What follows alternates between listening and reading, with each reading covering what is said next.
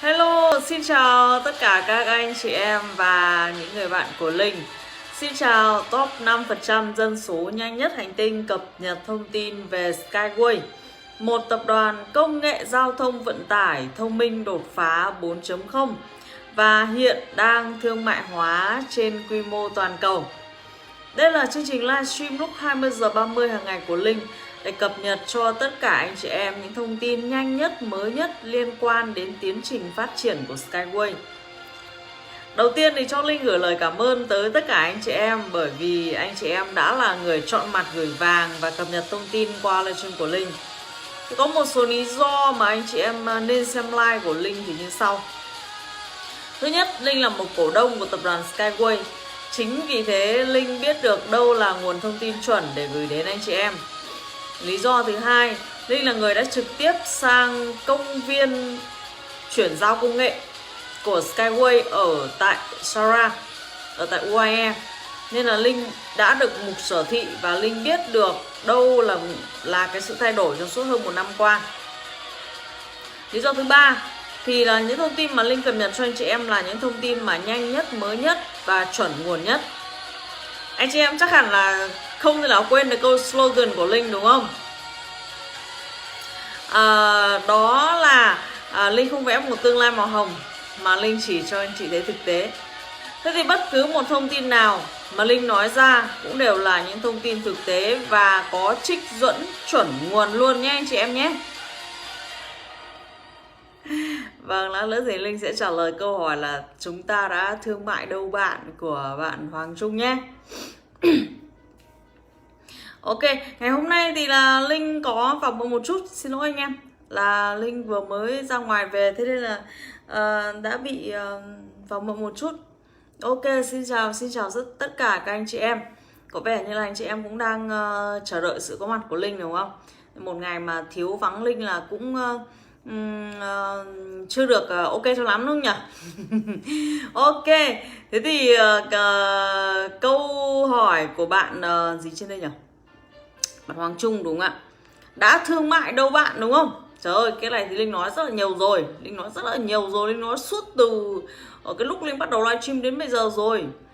Chúng ta đã bắt đầu thương mại từ 30 tháng 4 năm 2019 nhé bạn nhé. Khi mà Quốc vương Dubai ký duyệt cho chúng ta cái dự án 15 km đường đầu tiên tại Dubai, xây dựng tại Dubai, chạy qua 21 nhà ga nối những đặc khu kinh tế của Dubai lại với nhau. Thì đây chính là cái dự án thương mại đầu tiên của Skyway trên thế giới nha anh chị em nhé. Sản phẩm của mình đó là những con đường và những con tàu Skyway đúng không ạ? Đấy. Sản phẩm của chúng ta là cái sản phẩm đường giao thông. Thì khi mà mình xây đường là mình thương mại rồi, là tức là mình bán rồi, mình bán sản phẩm rồi. Đúng không ạ? Rất là nhiều anh chị đừng nhầm lẫn là đến bây giờ chúng ta vẫn chưa thương mại. Nhưng mà chúng ta đã bắt đầu thương mại từ 30 tháng 4 năm 2019 rồi nha anh chị em nhé. Chứ không phải đến bây giờ mà chúng ta còn chưa thương mại thì chúng ta lấy đâu ra lãi. Đúng không anh chị em? Lấy đâu ra tiền để mà cuối năm trả cổ tức cho anh chị em. Hello, xin chào tất cả anh chị em.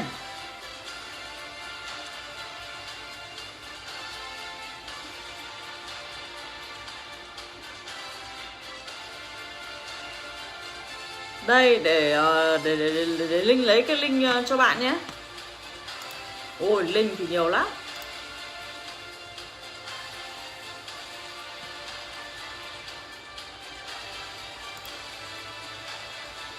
Ngày 30 tháng 4. Tưởng gì? Chứ nếu mà là những cái link chuẩn nguồn thì là có rất là nhiều luôn. IPO với thương mại nó khác nhau, đương nhiên IPO và thương mại là nó khác nhau nha anh chị em nhé. Thương mại tức là chúng ta bán sản phẩm của chúng ta, còn IPO là cái hoạt động lên sàn giao dịch chứng khoán, tức là đưa những cái cổ phần của mình lên sàn giao dịch chứng khoán để nó được chào bán giống như một loại hàng hóa được giao dịch tự do trên thị trường nha anh chị em nhé.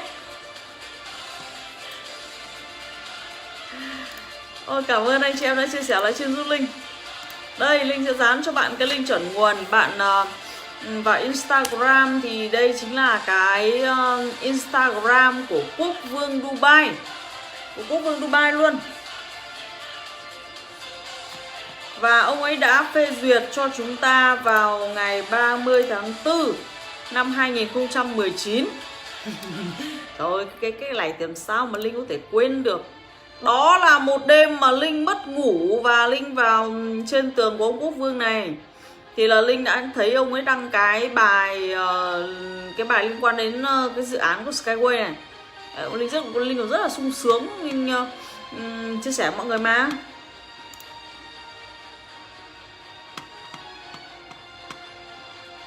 Linh đã dán cho anh chị em rất là nhiều lần rồi đúng không ạ? Đấy, những anh chị em mà thường xuyên xem live của Linh thì phải khẳng định là không biết là Linh dán không biết bao nhiêu lần cái link chuẩn nguồn này rồi đúng không anh chị em? Link chuẩn từ Quốc vương Dubai luôn. Hello, xin chào tất cả anh chị em. Linh sẽ dịch ra cho anh chị em luôn. Copy cái phần dịch. Nó là tiếng Ả Rập mà. Nhưng mà tại sao mà Linh lại muốn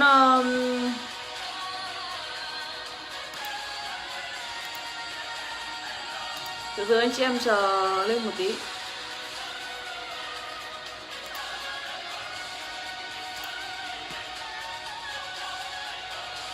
Cái trang này mình chưa cài đặt. Công viên thử nghiệm chưa xong, 15 km đầu tiên bao giờ khởi công thì mới gọi là thương mại. Oh my god. Rồi, khi nào khởi công thì nó mới gọi là thương mại. Công viên thử nghiệm thì là chúng ta đang thử nghiệm thêm những cái loại mới. Còn những cái loại mà đã được cấp phép thương mại rồi, bạn có biết 11 loại tàu được cấp phép thương mại của Skyway là những loại nào không?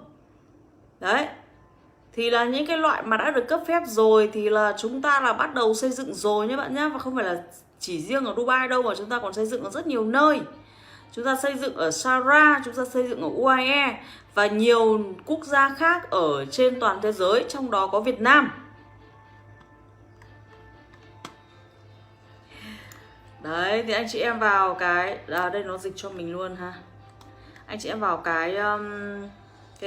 cái trang của ngài Quốc vương này thì anh chị em sẽ thấy cái bài đăng của ông ý. Rồi, Linh sẽ copy luôn cái phần dịch cho anh chị em nhé, về 7 tuần trước này. Đấy. Chúng tôi đã phê duyệt một gói các dự án phát triển để tiếp tục xây dựng Dubai trở thành một thành phố tốt nhất thế giới. Dự án Skyway, một hệ thống giao thông đô thị dài 15 km, sẽ vận chuyển hành khách dọc theo các tòa nhà chọc trời của Dubai qua 21 nhà ga. Chúng tôi ra mắt dự án Sunset Promenade, một điểm đến mới dành cho gia đình gồm những hòn đảo sáng tạo. Bởi vì sao? Đây là một cái phức hợp. Nó trong cái dự án đấy thì nó có cái dự án Skyway của chúng ta, nó có cái tuyến đường Skyway của chúng ta. Đấy, thì anh chị em vào và anh chị em đọc cái phần dịch nhá. Đấy, Linh vừa dịch cho anh chị em luôn đấy.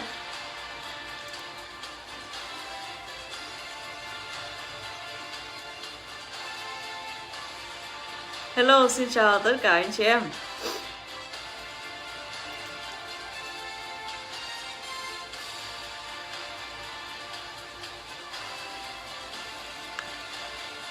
Nếu mà chờ đến khi mà xây dựng công viên thử nghiệm xong rồi mới bắt đầu thương mại ấy thì chờ đến bao giờ? Chúng ta phải làm đồng thời anh chị em ạ.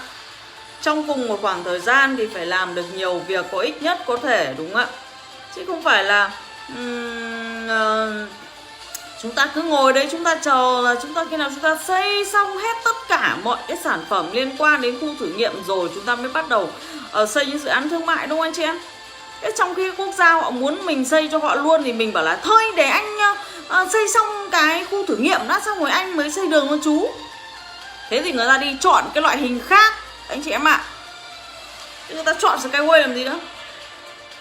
Quan trọng bây giờ là anh có cái sản phẩm nào anh được cấp phép thương mại rồi thì là anh xây luôn cho tôi. Đúng không anh chị em? Bây giờ tôi lại chờ ông xây xong hết tất cả mẫu của ông mới xây cho tôi.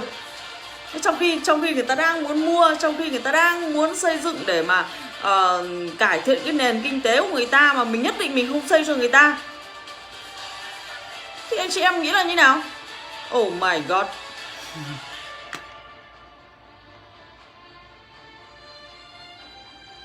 Vâng, đành rằng chúng ta là người thật việc thật. Thế nhưng mà đây là câu chuyện liên quan đến kinh doanh. Và khi mà khách hàng muốn thì chúng ta sẽ ngay lập tức là đáp ứng những nhu cầu của khách hàng. Chứ không phải là chờ cho đến khi là tôi có khoảng độ 200 mẫu tàu, xong rồi tôi xây thử nghiệm cho hết 200 mẫu tàu, xong rồi tôi mới thương mại. Không phải như thế anh chị em ạ. Hello, xin chào tất cả anh chị em. Nên là người ta đặt hàng phát là mình xây ngay.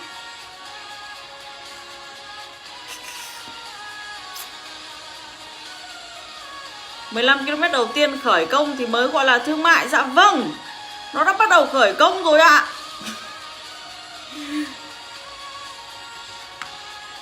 Bạn nên nói đúng sự thật. Ok.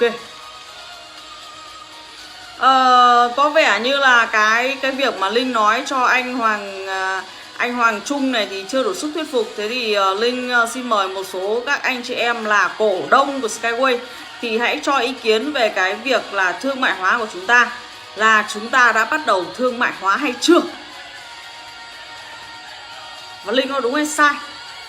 Anh chị em comment đi ạ. Bởi vì không thể nào nghe từ miệng một người được. Ok, anh chị em cho Linh xin ý kiến đi, xem là chúng ta đã thương mại hay chưa, hay là chúng ta vẫn còn đang trong quá trình thử nghiệm. Anh Hoàng Trung là anh đã có cổ phần Skyway hay chưa? Và bao lâu rồi anh không cập nhật thông tin về Skyway? Bóng đã bắt đầu thương mại rồi nhé. Mời các anh chị em khác cho ý kiến ạ. Bởi vì Linh nghĩ là một mình ý kiến của Linh thì chắc chắn là sẽ không đủ thuyết phục rồi. Nên là xin mời các anh chị em là hãy cho thêm ý kiến về cái việc là chúng ta đã thương mại hóa hay chưa. Còn xây nhiều nơi mà chủ tịch nói là không tiết lộ thôi. Đấy. Cô Nguyễn Dung là thương mại rồi, Linh nói rất chính xác. Ôi rồi. Anh Hoàng Trung là bạn nói bảo là xây 15 km, hình ảnh đâu bạn? Thế Linh nói với anh nhá. Thế chính phủ người ta xây đường ấy, chính phủ người ta quy hoạch đấy, người ta có cần phải thông báo với anh không? Anh Trần Thanh Nhạc là đã thương mại. Xin mời các anh em cổ đông cho ý kiến là chúng ta đã bắt đầu thương mại hay chưa.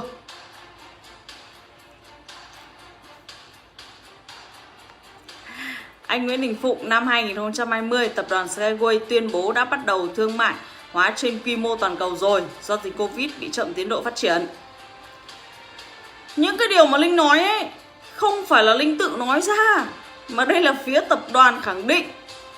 Và nếu như mà anh muốn tìm được cái thông tin chuẩn đấy, anh cứ lên trên trang chủ của công ty rsvk-system.com. Bởi vì thông tin thì Linh toàn lấy ở những cái trang đấy với lại trang skyway.capital thôi, chứ Linh không tự nói ra. Lần nào Linh nói Linh cũng dán link chuẩn nguồn cho anh chị em mà. Đúng ạ. Anh Nhanh Nguyễn là đã thương mại rồi nhé. Anh sống về đêm là không biết thương mại chưa, nhưng mà hợp đồng thì ký liên tục.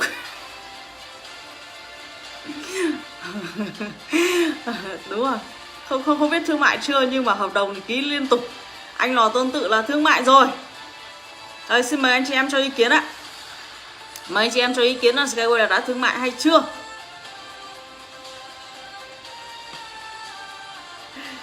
Người ta đã ký duyệt cho xây dựng rồi. Người ta đã ký duyệt cho xây dựng rồi mà còn bảo là chưa thương mại.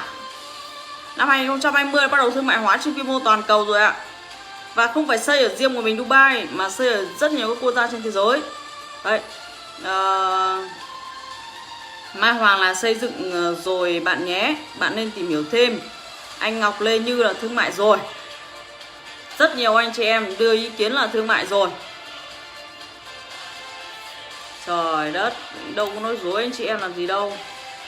Đây anh chị em vào cái trang cá nhân của ngài Quốc Vương đấy. Sắp ăn cổ tức tới nơi rồi, còn chưa thương mại gì nữa. Bóng ăn cổ tức đến nơi rồi, chia cổ tức đến nơi rồi, mà còn chưa thương mại thì lấy đâu ra tiền để mà chia cổ tức. Hello, xin chào anh Lương Bảo Phương.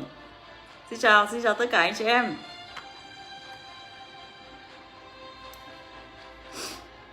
Đây, anh Nguyễn Đình Phụng này, Chủ tịch Anatoly Junicki có kế hoạch mời các cổ đông đến Dubai để khai trương một số dự án. Do dịch Covid nên không tập trung được.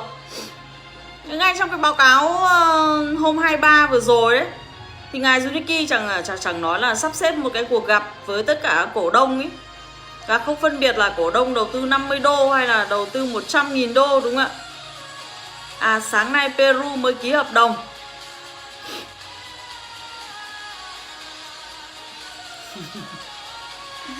Có chịu tìm hiểu đâu mà cứ cãi. Thông tin người ta cập nhật hàng ngày, còn chưa ăn ai. Đây, Linh không biết là anh đầu tư bao nhiêu và anh bao lâu rồi anh không cập nhật thông tin. Thế nhưng riêng Skyway nhanh nhá, nó khác hoàn toàn với những dự án khác ở chỗ nó cực kỳ nhiều thông tin. Và thông tin thì phải cập nhật hàng ngày thì mới biết được là cái tiến trình của Skyway nó đi đến đâu rồi.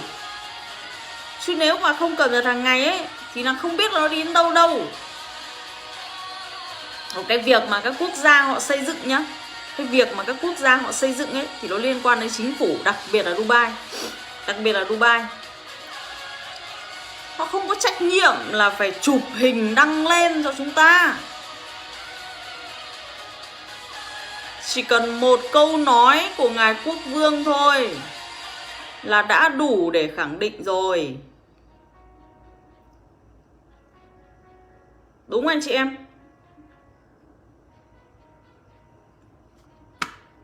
Không, ở đây không có ai cãi ai cả. Ở đây là chúng ta là các cổ đông là chúng ta trao đổi thông tin với nhau thôi.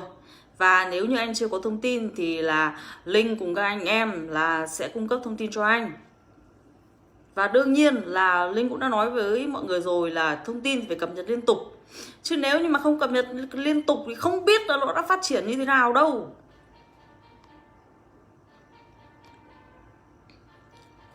Anh sống về đêm đây. Bạn không thể bỏ một túi tiền vào bọc trong suốt để đi dạo quanh thành phố để cho mọi người biết là bạn có tiền. Đấy. Người ta xây dựng ở rất là nhiều nơi rồi. Tuy nhiên thì người ta sẽ không công khai. Bởi vì sao? Anh hình dung bây giờ thương trường là chiến trường. Và anh có biết là Skyway ra đời thì là sẽ bao nhiêu cái phương tiện khác là đi vào dĩ vãng không? Skyway ra đời nhá là người ta sẽ tập trung vào Skyway bởi vì công nghệ của Skyway rất là tuyệt vời. Công nghệ rất là ưu việt, rất là hiện đại, rất là mới, rất là an toàn, rất là hợp với cái xu thế phát triển của thế giới. Thế là những ông ví dụ như là ông xe máy, ông ô tô, ông đường sắt, thậm chí là ông máy bay, thậm chí là ông tàu thủy là cũng sẽ bị mất việc. Thì bao nhiêu cái phương tiện nó xếp xó như thế. Thế theo anh là người ta có muốn cho Skyway ra đời hay không? Đương nhiên một điều là người ta không muốn rồi, đúng không ạ? Ngay thậm chí là những anh chạy Grab, chạy Uber các thứ ấy, họ có muốn cho Skyway ra đời không? Mất công việc của người ta, làm sao người ta muốn cho ra đời? Mặc dù là ông là một công nghệ mà thay đổi thế giới đấy, ông ấy là cải thiện hoàn toàn về cái lĩnh vực giao thông vận tải đấy, đem lại rất là nhiều lợi ích cho thế giới đấy. Thế nhưng mà anh hình dung là trên thế giới đâu có phải là ai người ta cũng muốn như thế đâu, đúng không anh chị em? Thì đương nhiên là sẽ có rất là nhiều những cái đối thủ cạnh tranh rồi. Nên là chúng ta cứ im lặng mà chúng ta làm thôi. Với cả Linh cũng không hiểu anh chị em nghĩ gì, nhưng mà Linh thấy là một câu nói của Quốc Vương thôi, một cái lời tuyên bố của Quốc Vương thôi thì đấy đã là cái sự thật rồi. Người ta không phải là người ta trên cái trang cá nhân của người ta, không phải là người ta lên đấy người ta nói chơi chơi đùa đùa, mà đấy là cái nơi bây giờ ấy, những cái trang mà truyền thông đại chúng như này này là cái phương tiện để mà chính phủ rồi là những chính khách rồi là những quan chức ví dụ như là tổng thống các thứ, thì họ giao tiếp với lại người dân thông qua những cái phương tiện đấy. Chỉ cần đăng một cái thông báo lên thôi thì sẽ tất cả người dân cả nước rồi người dân thế giới biết. Đấy, thế thì theo anh chị em là khi mà người ta đã đăng tin lên như thế thì nó là thật hay nó là giả? Không lẽ ông đăng lên xong là lát nữa ông lại bảo là ôi tôi chỉ đăng lên cho vui thôi, thông tin đấy không phải là thật. Thế theo anh chị em là lãnh đạo quốc gia như nào? Nếu mà làm như thế thì lãnh đạo quốc gia như nào? Đúng không anh chị em? Anh Đình Phụng là ký năm ngoái rồi bạn ơi, chính xác, ký vào ngày 30 tháng 4. Ngày 30 tháng 4 năm 2019. Linh nhớ không lệch ngày nào đâu anh chị em ạ. Những cái mốc quan trọng ấy không bao giờ lệch luôn. Có những cái mốc quan trọng liên quan đến UAE mà anh chị em nên lưu lại. Thứ nhất, đó là vào hội nghị thượng đỉnh toàn cầu diễn ra ở tại Dubai ngày mùng 10 cho đến ngày 12 tháng 2 năm 2019. Trong cái hội nghị thượng đỉnh toàn cầu này, Skyway là một trong số 2 công nghệ được giới thiệu ở tại cái hội nghị thượng đỉnh toàn cầu này cho hơn 4.000 lãnh đạo của gần 200 quốc gia trên toàn thế giới được biết đến. Đây là cái nội dung quan trọng thứ nhất. Cái nội dung quan trọng thứ hai, vào ngày 30 tháng 4 năm 2019 thì Quốc vương Dubai đã ký duyệt cái quyết định xây dựng một cái phức hợp những cái dự án liên quan đến cơ sở hạ tầng của Dubai. Trong đó ông ấy nhấn mạnh về cái dự án Skyway là 15 km đường đầu tiên và chạy qua 21 nhà ga của Dubai, nối những đặc khu kinh tế của Dubai lại với nhau. Đấy. Tiếp theo thì cái thông tin quan trọng nữa đó là vào ngày 26 tháng 10 năm 2019. Ui, tròn một năm luôn anh chị em ạ. Hôm nay là 26 tháng 10 năm 2020. Wow, tròn một năm luôn. Thì là quốc vương của Sarah là đã trực tiếp đến cái công viên trình diễn của chúng ta ở tại Sarah, thì đi thử con tàu Unica nhiệt đới của chúng ta, con tàu mà 400 m đầu tiên thử nghiệm đấy, ở cái trung tâm chuyển giao công nghệ của Skyway tại Sarah ấy, cái nơi mà Linh sang thăm ấy. Cái nơi mà Linh sang thăm đấy. Đấy thì ông ấy đến đấy, ông ấy đi thử cái con tàu đầu tiên của chúng ta ở đấy. Ngày 23 vừa rồi anh chị em đã xem kỹ cái báo cáo của ngài chủ tịch chưa? Thì hôm qua Linh mới nói lại cho anh chị em mà. Đúng không? Ngài chủ tịch có nói là quốc vương ấy thì đã xua đuổi những cái nhà báo mà che khuất cái tầm nhìn của Unica đẹp trai. Ôi dồi ôi, cũng dịch hẳn ra là Unica đẹp trai luôn ấy. Đấy. Anh chị em cứ nghe lại đi, anh chị em nghe thật kỹ cái báo cáo của ngài chủ tịch đi, thì là anh chị em sẽ thấy. Trời ơi, người ta thương mại từ đời nào rồi anh chị em.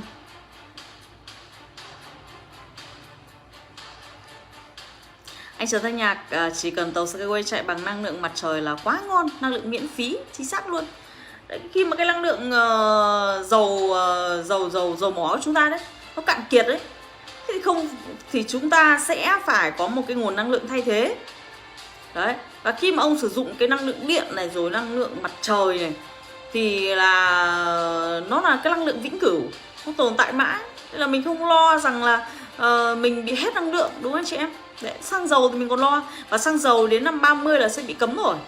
Tại châu Âu là sẽ cấm toàn bộ động cơ đốt trong luôn. Xe máy hay là ô tô chạy bằng động cơ đốt trong là cấm tiệt vào năm 2030. Cái này Linh cũng nói nhiều với anh chị em rồi.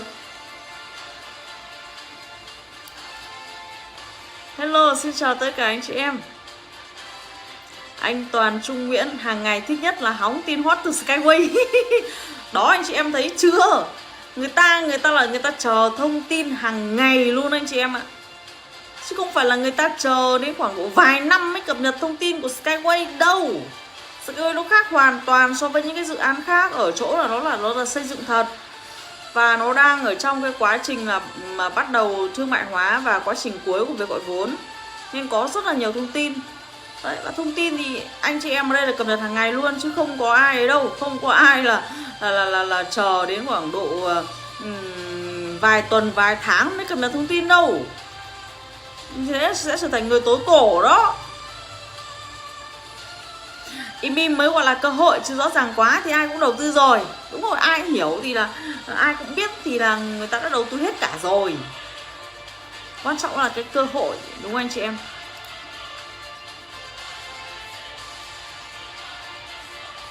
Hello, xin chào tất cả anh chị em. Anh DK Phạm. Chỉ cần Skyway chứng minh được những con tàu chạy bằng năng lượng mặt trời và có tái tạo cùng với tốc độ đạt được 150 km và 500 m như họ nói, thì dự án này nhất định thành công. Bởi vì chỉ cần có hai điều đấy thì rất nhiều người họ sẵn sàng bỏ tiền ra mua công nghệ đấy về họ làm. Ai bán mà mua anh? Mình có bán công nghệ đâu. Mình chỉ ấy thôi. Mình thương mại đó là đây là mình xây trực tiếp cho người ta, chứ mình có bán đâu. Rồi ôi, bán làm sao được. Không phải là không bán được, mà là như này này. Mình không bán để làm gì cả. Nếu như mà bán ấy thì ông Junichi ông ấy đã bán từ ngay khi ông ấy nghĩ ra công nghệ này rồi. Chứ ông ấy cố thương mại làm gì cho nó vất vả ra, ông gọi vốn làm gì cho nó vất vả ra. Ui dồi, bán cũng được bao nhiêu rồi anh chị em ơi. Định giá là 400 tỷ từ năm 2013. Ông ấy thích tiền thì ông ấy đã bán luôn rồi, chứ ông ấy đưa ra thị trường làm cái gì. Chúng ta không bán công nghệ nha anh chị em nhé. Chúng ta thương mại luôn, chúng ta xây dựng luôn. Bán thì đã bán lâu lắm rồi anh chị em ạ.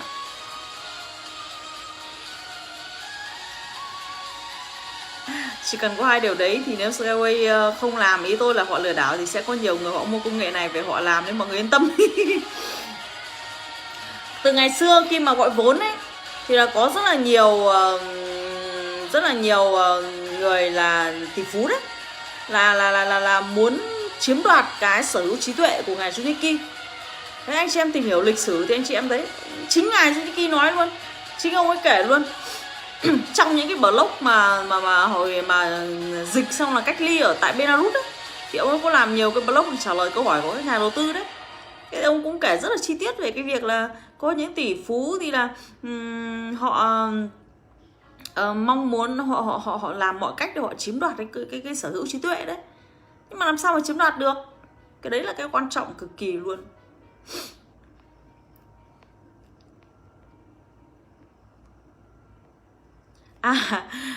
Anh Hoàng Trung là mình thì chưa sở hữu cổ phần Skyway. Ôi dồi ôi anh ơi, thế thì anh phải tìm hiểu nhiều vào. Em phải tìm hiểu nhiều vào. Bởi vì là sao? Bởi vì thông tin Skyway nó nhiều lắm luôn. Nó cực kỳ là nhiều luôn, chứ nó không phải là ít đâu. Ở đây mọi người toàn cập nhật hàng ngày thôi. Một ngày mà không cập nhật là đã trở lên lạc hậu rồi anh ạ. Nên anh phải tìm hiểu nhiều vào. Tìm hiểu nhiều nguồn vào, tìm hiểu nhiều nguồn thông tin vào.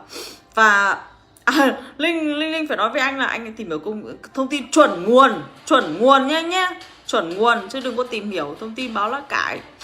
Anh phải tìm hiểu những thông tin liên quan, ví dụ như là cổng thông tin từ Quốc vương Dubai này, từ Bộ Giao thông Vận tải Dubai này, từ Sara này, đấy, từ những kênh truyền thông lớn của Dubai, ví dụ như là Dubai Media Office, rồi là báo Khaled Time, báo Good News, đấy, rồi những cái kênh mà liên quan đến chính phủ của Sara, chính phủ của Dubai, đấy, kênh RTA là kênh của Bộ Giao thông Vận tải Dubai, thì là anh mới có được một thông tin chuẩn.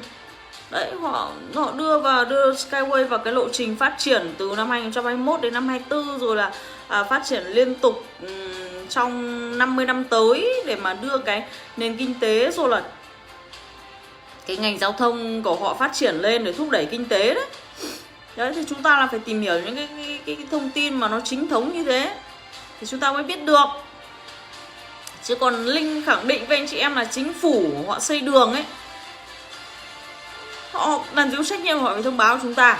Ông ấy may là ông ấy nói ở trên trang cá nhân của ông đấy chứ, đúng không?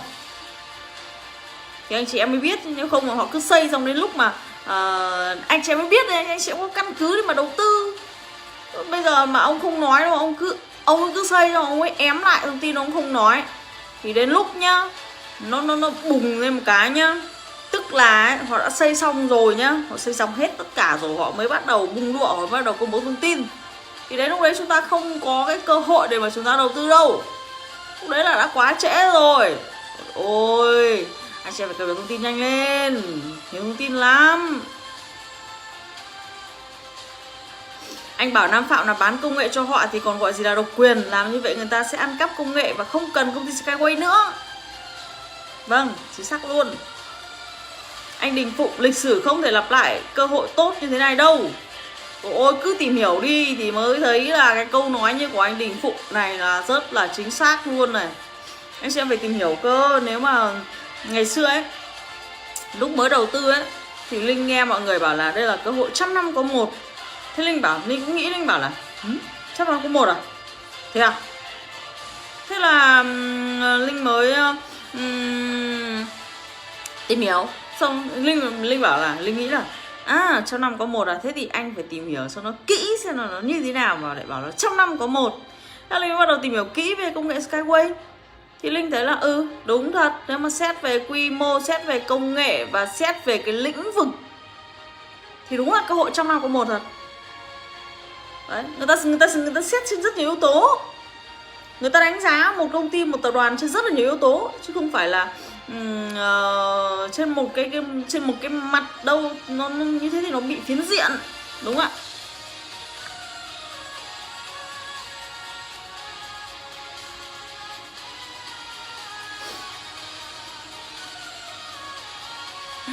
Nói chung là, nhưng nếu mình tìm hiểu được những thứ bạn nói là thật thì không vấn đề gì mà không sở hữu cổ phần này cả. Ôi, được rồi, ôi giời ôi, Linh cứ tưởng là cái gì, chứ riêng những cái thông tin mà Linh nói là thật hay là không thật đấy, Linh dám Linh lại cho anh luôn.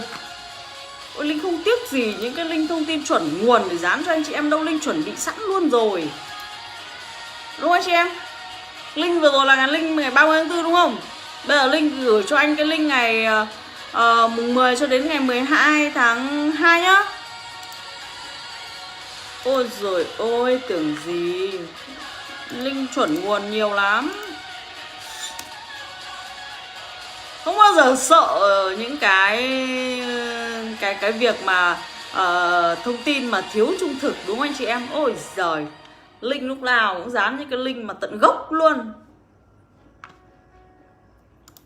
đúng không anh chị em? Đây, đấy là cái ngày tháng 2 nhá. Tháng 2 là tại hội nghị thượng đỉnh toàn cầu nhá. Rồi tiếp theo là cái cô Vương Sarah đi từ tàu này. Ôi dồi ôi, nó là chuẩn nguồn luôn đó. Đấy, anh cứ vào anh kiểm tra đi. Đó là kênh của cô Vương Dubai này, rồi kênh của Sarah này. Đấy, rất là chuẩn chỉ luôn. Ôi, Linh chả bao giờ sợ anh chị em nói là đây là cái link không chuẩn cả. Bởi vì trước khi mà Linh nói thì Linh đã là người kiểm chứng rồi. Linh là một nhà đầu tư anh ạ. Linh là người đã nắm giữ cổ phần rồi. Thì là Linh phải biết được, Linh phải tìm hiểu thông tin liên quan đến cái khoản đầu tư của mình chứ. Chứ không phải là Linh ngồi để Linh nói và Linh không sở hữu cổ phần đâu. Còn phải tự bỏ tiền túi sang Dubai để mà kiểm chứng đó.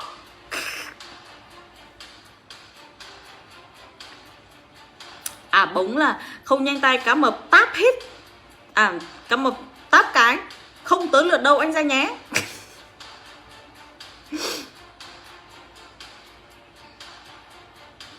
Anh Đê Ga Phạm, đấy là thông tin một chiều. Ý tôi nói là mình dùng lý trí để phân tích thôi. Vâng, chính xác luôn anh. Đấy, ý anh Đê Ga Phạm là nếu mà thích bán công nghệ thì đã bán luôn rồi, đúng không? Mà chúng ta không bán rồi, bán thì làm sao nó có lãi bằng cái việc là xây dựng cho toàn thế giới anh chị em. Rồi ôi, xây cho toàn thế giới cái lợi nhuận còn khủng hơn nhiều so với cái việc là chúng ta bán công nghệ, đúng không ạ? Ôi dồi ôi, xây cho toàn thế giới nhiều tiền lắm. Chị Luyến Phan là tuyệt vời quá em, cảm ơn chị Luyến Phan nhé. Anh Đình Phụng là các tiểu vương Ả Rập Thống Nhất đã ký 15 hợp đồng với hơn 10 tỷ đô la. Tôi sang Dubai nghe anh kỹ sư trưởng nói ở UAE làm việc 50 năm với Skyway không hết việc. Anh Đình Phụng là sang Dubai cùng với Linh nhá. Đấy, cái thông tin mà anh Đình Phụng nói là chuẩn đấy, bởi vì là chính Linh cũng nghe thông tin đấy mà. Chính từ người quản lý trực tiếp ở công trường nói luôn. Anh Nguyễn là không chịu tìm hiểu, cứ đợi một vài năm sau mới tìm hiểu thì cơ hội không còn đâu. Cơ hội không còn tốt như bây giờ đâu. Còn nắm cổ phần Skyway thì vài năm sau thì anh chị em lên sàn anh chị em mua cũng được, nhưng mà giá làm sao nó được như bây giờ. Thế người ta mới nói là cơ hội, còn nếu mà không thì người ta nói gì là cơ hội, đúng không anh chị em? Cái cơ hội là cái cơ hội mua rẻ bán đắt, anh chị em, là cái cơ hội để tạo ra cái đòn bẩy về tài chính. Cái cơ hội mà từ một cái số vốn nhỏ nó bứt lên một cái số vốn lớn, thì đấy là người ta gọi là cơ hội. Chứ còn nếu như mà đầu tư ấy thì anh chị em thích đầu tư cái gì đầu tư, quan trọng là cái lượng vốn mà chúng ta có được như nào thôi, cái bứt phá lên như nào thôi. Anh Nhật Ca Đoàn cứ mỗi lần đi làm về xem và cập nhật thông tin của Skyway mới nhất là ưng cái bụng rồi, lại có động lực kiếm tiền để đầu tư.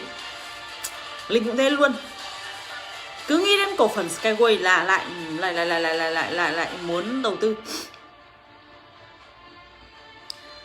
Mua cổ phần của Capital liệu có an toàn bằng mua trực tiếp từ tập đoàn không và tại sao?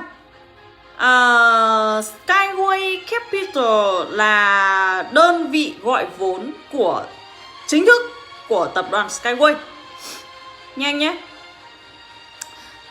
Bên RSW gạch ngang system.com thì là gần như là cái bên mà nó dành cho các nhân viên, rồi là rộng rãi hơn ở bên Nga.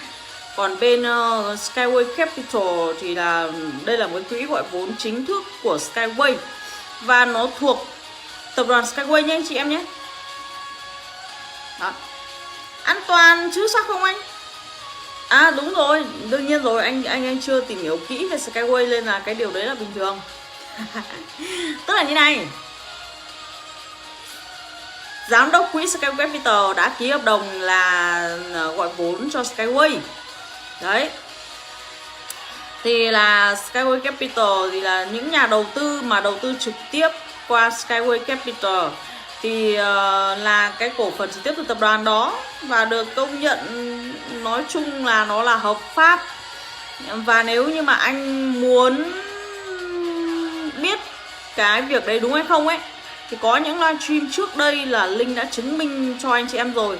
Linh nhớ là cái livestream ngày 28 tháng 8. Nếu như mà bây giờ anh muốn lấy những cái link ấy thì anh có thể xem lại cái livestream đấy, hoặc là anh lên trang YouTube của Linh. Đó là trang Nguyễn Gia Linh. YouTube của Linh là Nguyễn Gia Linh. Và anh tìm lại cái livestream ngày 28 tháng 8. Bất cứ khi nào mà Linh đăng livestream lên YouTube thì là Linh đều ghi ngày Linh livestream. Bởi vì sao? Bởi vì thông tin Skyway ấy là phải cập nhật theo ngày. Đấy, nên là khi mà Linh đăng cái video livestream lên YouTube bao giờ cũng ghi chuẩn ngày Linh livestream. Đấy, không thể lẫn lộn được. Đấy, nên anh chị em cứ lên trên đấy tìm lại cái livestream ngày 28 tháng 8 thì là anh chị em biết là Linh đã chứng minh cho anh chị em là đầu tư đúng nơi đúng chỗ rồi. Mua trực tiếp từ tập đoàn và qua Skyway Capital thì nó hoàn toàn giống nhau, nó chẳng có vấn đề gì cả. Thì mua qua Capital là mua trực tiếp từ tập đoàn đó. Mua trực tiếp từ tập đoàn đó.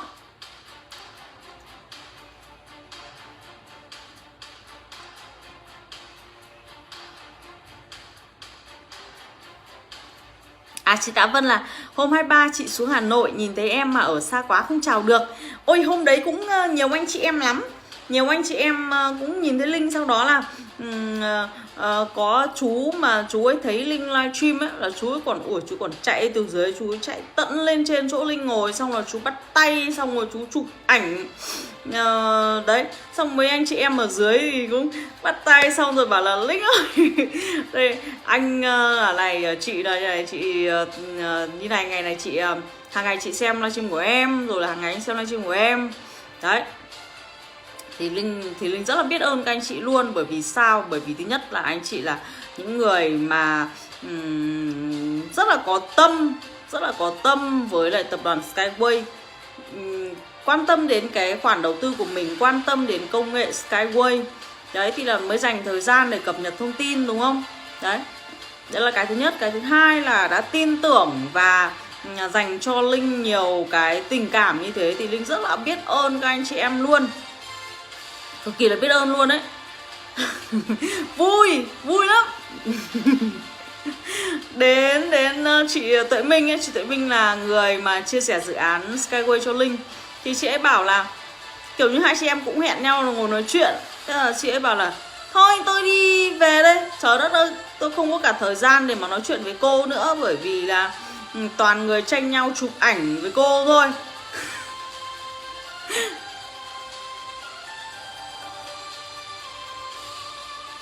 Cô Nguyễn Dung là cơ hội còn dài, cứ tìm hiểu kỹ, khi nào IPO lên sàn mua chưa muộn, chỉ sợ không có nhiều tiền, không có nhiều tỷ đô để mua cổ phần thôi. Chính xác. Sợ lúc đấy không có tiền để mà mua thôi. Bây giờ cơ hội tìm hiểu thì không tìm hiểu luôn đi. Linh có một câu nhá. Linh có một câu mà khi mà Linh nói ra, nếu mà động chạm đến anh chị nào thì là kệ anh chị nhé. Câu này là câu người ta nói, không phải Linh nói. Và Linh học được từ cái câu này thôi. Đó là như này: mọi sự ngu dốt đều phải trả giá bằng tiền bạc. Đúng không anh chị em? Mọi sự ngu dốt đều phải trả giá bằng tiền bạc. Tại sao mà người ta lại đầu tư sớm? Là bởi vì người ta biết được rằng là cái thời điểm này nắm cổ phần thì là sau này sẽ đạt được cái lợi nhuận cao, đạt được cái biên độ lợi nhuận cao, cái mức bứt phá tài chính nó lớn. Và người ta đã tìm hiểu kỹ thông tin ông Skyway rồi, ông công khai minh bạch, ông ấy được xây dựng trên toàn cầu rồi, thì là người ta đầu tư. Đúng anh chị em? Qua thông tin chuẩn thì là đầu tư thôi, chứ có phải. Linh nói anh chị em này nhá, cái số tiền ít ấy, ok, mất được, không nói làm gì. Thế nhưng mà đã đầu tư tiền tỷ trở lên ấy, nó không phải là chuyện đùa. Không ai mang một vài tỷ ra để đùa cả. Đúng không anh chị em? Mình khẳng định với anh chị em luôn. Mà càng là người giàu và càng là những nhà đầu tư chuyên nghiệp nhá, thì cả một đồng cũng không bao giờ đầu tư sai chỗ. Nếu mà đã là cái nơi đúng để mà đầu tư ấy, một vài tỷ nhá, hay thậm chí là hàng chục tỷ nhá, người ta không tiếc. Thế nhưng mà nếu mà đầu tư sai chỗ ấy, một đồng người ta cũng không chi anh chị em ạ. Đấy là đối với những nhà đầu tư chuyên nghiệp. Và Linh tin là anh chị em ở đây cũng thế thôi. Đúng không ạ? Trang web bán cổ phần của tập đoàn chỉ có một trang web duy nhất là newskyway.capital. Thực ra là như này, cái trang web chính thức gọi vốn của chúng ta là trang skyway.capital. Còn khi mà anh chị em nhấn vào cái phần đăng nhập thì nó sẽ hiện lên là new.skyway.capital. Đấy, thì là cái phần đấy là cái phần để cho chúng ta đăng nhập vào cái tài khoản của chúng ta, đăng nhập vào cái trang, cái văn phòng cá nhân của chúng ta, thì nó sẽ hiện ra như thế. Skyward Community là quỹ huy động vốn chính thức cho tập đoàn Skyway. Quỹ này là xương sống tài trợ vốn cho tập đoàn Skyway. Tháng 9 năm 2020, cộng đồng Việt Nam đã tài trợ cho công nghệ hơn 2 triệu đô. Anh Đình Phụng, chính xác luôn. Linh khẳng định là chính xác luôn, bởi vì thông tin này cũng lấy từ nguồn lấy từ phía ban lãnh đạo của Skyway và có trong cái buổi họp của ban lãnh đạo.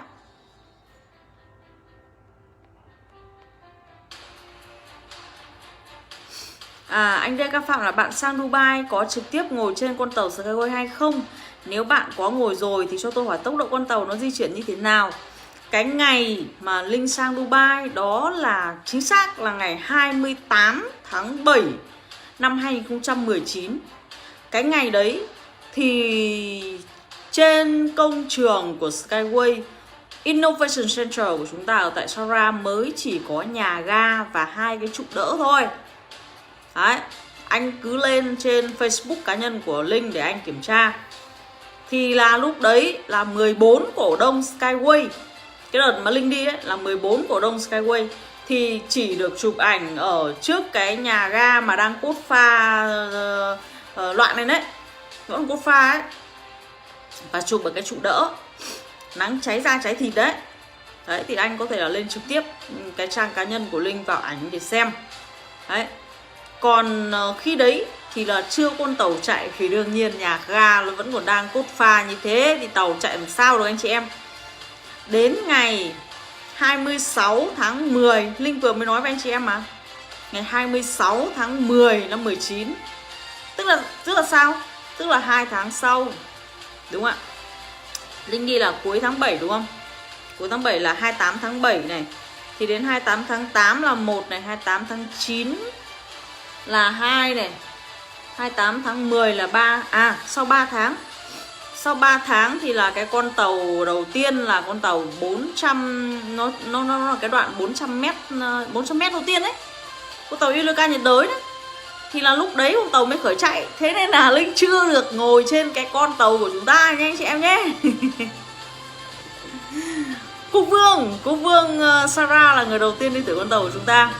Và theo như Linh được biết thì từ sau cái đoàn của Linh đến bây giờ thì chưa có bất cứ một đoàn nào mà được đi thử con tàu Skyway đấy.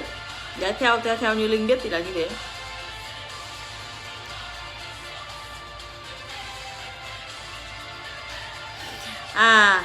Anh Hoàng Trung là không tìm hiểu sao bạn năm ngoái trả góp 10.000 đô được 75.000 cổ phần mà không được ghi danh. Năm nay cũng 10.000 đô mua được 1 triệu. Sao không tìm hiểu được bạn? Theo anh thì tại sao nó lại có cái sự thay đổi đấy? Theo anh thì tại sao lại có cái sự thay đổi đấy? Nhưng mà Linh xin lỗi anh như này nhá. Bởi vì Linh là một người rất là thành thật. Và khi mà Linh nói chuyện với anh chị em thì Linh cũng dùng những thông tin rất là thật. Thế là khi mà anh chị em vào đây và comment thì hãy thành thật ngay từ đầu. Nếu không anh chị em sẽ bị Linh ấn tượng rất là xấu. Bởi vì Linh chỉ thích làm việc với những người thành thật thôi. Còn những anh chị em mà không thành thật ngay từ đầu ấy là Linh sẽ ấn tượng rất là xấu luôn. Nên là hãy thành thật ngay từ đầu. Đầu tư rồi thì nói đầu tư rồi, chưa đầu tư thì nói chưa đầu tư. Chứ đừng có lúc ban đầu nói chưa đầu tư xong về sau lại lòi ra là tôi đầu tư rồi. Thế là ấn tượng không tốt. Và Linh chỉ thích những người thành thật thôi. Vì là đây là anh chị em cổ đông Skyway nói chuyện với nhau. Đấy. Anh chị em cổ đông cả nước nói chuyện với nhau. Đây là anh chị em không cần phải giấu giếm làm gì cả. Đầu tư hay không đầu tư thì anh chị em cứ nói thẳng. Bởi vì là Linh cung cấp thông tin cho ai cũng thế thôi. Chứ không phải là Linh cung cấp thông tin cho một người. Và không phải là anh chưa đầu tư thì Linh sẽ nói thông tin một kiểu, và anh đầu tư rồi thì Linh nói thông tin một kiểu. Không có cái sự khác nhau đấy. Mà thông tin á, là thông tin thật và thông tin chuẩn. Không bao giờ nói thông tin linh tinh nha anh chị em nhé. Anh DK Phạm là liệu tốc độ của nó có gần đạt được như họ thông báo hay không? Tôi thì cho rằng nếu như chỉ cần đạt được 70 km/h đã quá là ok. Được anh ạ, được. Chúng ta xây những cái tuyến đường khác dài ra để chúng ta chứng nhận cái tốc độ đạt được của chúng ta mà. Đấy, thì mình phải nó có sách mách có chứng đúng không?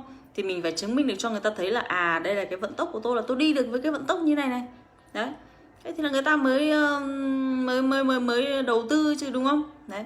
Chứ bây giờ ví dụ như là tôi bảo là tôi đi được 150 km/h, thế nhưng mà tôi đi được có 20 km/h thôi thì làm sao mà người ta đầu tư, đúng không anh chị em? Đấy là lý do vì sao mà chúng ta cần phải có khu thử nghiệm. Hello, xin chào tất cả anh chị em. Chị Hoàng Trang vui em nhỉ? Chị cứ nhìn cái sự phát triển của Skyway là chị thấy vui đúng không? Anh Đình Phụng là tôi qua cuối tháng 7 năm 19, chính xác là ngày 28 tháng 7 năm 19, tàu chưa chạy. Tháng đó UAE có Quốc tang. Đến tháng 10 mới ráp tàu để chạy thử nghiệm, có mời Quốc vương Sorat đến để đi thử con tàu dành cho vùng khí hậu nhiệt đới. Chính xác luôn. Đúng rồi, cái tháng đấy là có Quốc tang đấy. Có Quốc tang mà Linh nhớ là Thái tử Dubai còn phải khiêng mà. Còn phải khiêng cái người mà mất ấy. Hello, xin chào tất cả anh chị em đang xem. 1.000 đô sở hữu 75.000 cổ phần, chỉ có 7 ngày nhân sinh nhật lần thứ 70 của Chủ tịch Anatoly Junicki. Đây là gói U70 thì là được sở hữu 75.000 cổ phần đấy. Thì là cái đợt đấy là cái đợt sinh nhật. Ôi dồi ôi, thì chả lẽ là sinh nhật lần thứ 70 thì là kiểu như là chính bản thân mình mà phát minh ra công nghệ này rồi, xong rồi là sinh nhật thì mình muốn tặng cho mọi người tí, đúng không anh chị em? Thì là cho mọi người ghi danh, bởi vì cha đẻ của công nghệ mà, thế nên là cho mọi người ghi danh thì đấy là điều mà rất là tuyệt vời, đúng không ạ? Chúng ta có cơ hội nắm thêm cổ phần. Anh Duy Miên Skyway là người giàu mua cổ phần trước IPO, người nghèo mua cổ phiếu sau khi lên sàn để lướt sóng. Chuẩn luôn. Đấy. Nói ra thì lại bảo là thế nọ thế kia, nhưng mà thực tế là như thế anh chị em ạ. Đấy, và những người mà họ sở hữu cái cổ phần trước IPO thì người ta rất là nhanh giàu. Còn những anh chị em mà cứ thích lên sàn lướt sóng ấy, thì là anh chị em còn vấp phải nhiều sóng lắm. Chả biết sóng nào là sóng thật, sóng nào là sóng ảo cơ. Bởi vì sao? Bởi vì là sau khi lên sàn xong ấy, thì cái giá cổ phần, cái giá cổ phiếu công ty ấy, nó sẽ bị chi phối từ rất là nhiều nguồn. Thứ nhất, đó là tâm lý thị trường. Thứ hai, đó là cái giá trị của công ty, cái giá trị của tập đoàn. Đấy, đôi khi là ví dụ như là bị phía đối thủ chơi xấu một tí, họ cho cái thông tin xấu vào một cái, thế là ôi dồi ôi, truyền thông là nhao vào, là âm lên, đúng không? Thế là đùng một cái là tụt giảm về giá cổ phần. Ôi dồi ôi, thế lúc đấy anh chị em có mà khóc. Quan trọng là chúng ta phải đánh giá được là công ty đấy, cái giá trị thực tế của nó là như thế nào. Đấy, những nhà đầu tư mà họ lão luyện ấy, thì họ chẳng bao giờ sợ những cái vấn đề đấy đâu, bởi vì họ có cái tầm nhìn dài hạn. Còn nếu mà lướt sóng thì tùy anh chị em thôi, lướt sóng sẽ chết lắm, dễ bị sặc sóng lắm. Anh Công Đinh Văn là hôm nay anh có việc bận và hơi muộn tí, có những thông tin gì rồi em? Anh ơi, anh có thể cho Linh biết một câu là Skyway thương mại rồi hay chưa được không? Anh chị em vừa nãy ở đây thì là đã có ý kiến là thương mại hết cả rồi. Anh có ý kiến khác không? Hello, xin chào tất cả anh chị em.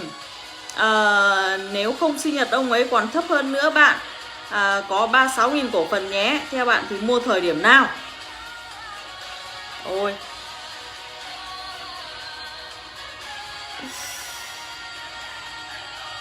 anh Đình Phụng là tôi mua lúc 1.000 đô trả góp được 95.000 cổ phần giai đoạn 10. Anh Oanh Ngọc chào em nhé, chào anh. Theo em thì tại sao? Bóng là startup một phần là do dịch Covid. Anh Bùi Trí Tình là ok, em nói chuẩn men. Anh bảo Nam Phạm là tối ni vất vả cho em rồi, toàn những câu hỏi chất vấn em từ hành tinh khác tới thôi ạ. Không sao anh, cũng cần phải có những câu hỏi như thế để cho những nhà đầu tư mới họ biết. Đấy, thì thỉnh thoảng mà chúng ta lại cái em cứ suốt ngày chúng ta có thông tin mới, sau đó là không có cái sự tranh luận thì nó lại thiếu đi cái phần thú vị, đúng không anh chị em? Do các bạn có tranh luận sôi nổi lên thì là mới nhiều người hiểu được nhiều thông tin, lật nhiều thông tin ra, đúng không ạ? Chứ mà anh chị em mà không hỏi là cô nhờ thông tin, Linh sẽ không nói đâu, bởi vì nó nhiều thông tin lắm, biết thế nào mà nói có chủ đề chứ, đúng không? Anh sống về đêm. Trong năm 2021 sẽ hoàn thành đường ray thử nghiệm hạng nặng ở tại Belarus và UAE. Chính xác. Anh chị em có chào chị Hồng Nhung Nguyễn nhé. Anh chị em có nhớ là ngài chủ tịch nói là từ giờ cho đến hết năm 20 thì sẽ có 14 loại phương tiện được cấp phép thương mại không? Qua Linh mới nói xong.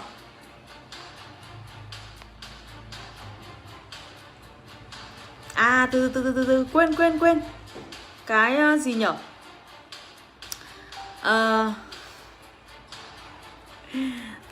Cái giá cổ phần. Ôi giời, lại nói về cái giá cổ phần. Cái giá cổ phần thì là như thế này. Ôi, anh chị em cứ ở Việt Nam nên anh chị em chả bao giờ để ý tình hình thế giới cả. Covid nó có đang hoành hành như thế, anh chị em biết có bao nhiêu cái doanh nghiệp mà nó bị phá sản, rồi là nó đóng cửa, rồi là nó thu gọn quy mô không? Đấy. Thì là tập đoàn chúng ta có phải là ở ngoài hành tinh đâu, chúng ta đang sống ở cái hành tinh trái đất này. Và đương nhiên rồi, chúng ta gọi vốn trên quy mô toàn cầu thì chúng ta sẽ bị ảnh hưởng trên cái quy mô toàn cầu. Nên những cái chiến lược mà tập đoàn đưa ra, một phần là để kích cầu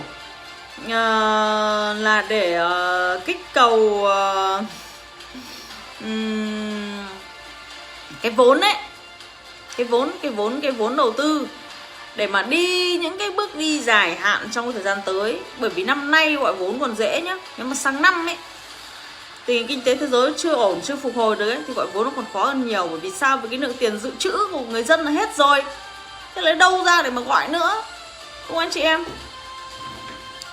Thế là tập đoàn chúng ta là phải có những cái bước đi mà nó đi trước một tí để mà duy trì cái sự phát triển của chúng ta, chứ không phải là chúng ta gọi vốn từ các cổ đông, sau đó là chúng ta lại bảo với các cổ đông là thôi bây giờ hết vốn rồi, không gọi được vốn rồi, tôi không phát triển nữa.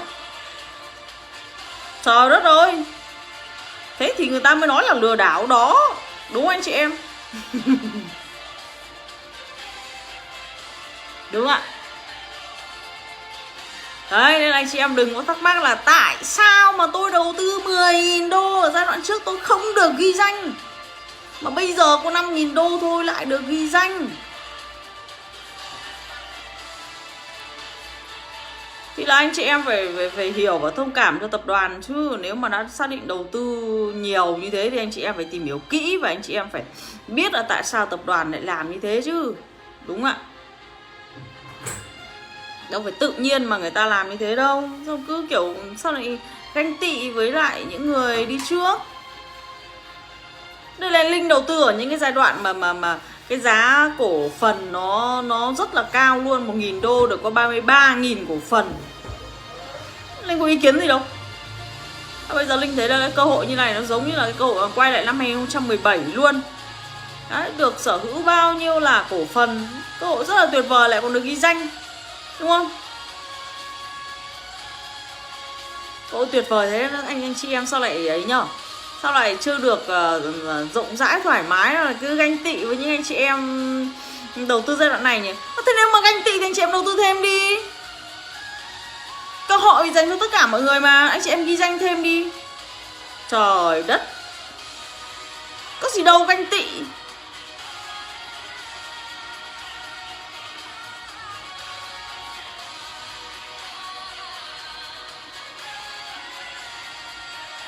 Anh Oanh Ngọc là muốn xây được nhà đẹp cho người khác thì mình phải tự xây được ngôi nhà hình mẫu để chứng minh năng lực. Đó là lý do Skyway giai đoạn startup đang xây dựng công viên thử nghiệm và chứng nhận các mẫu tàu. Chính xác luôn anh.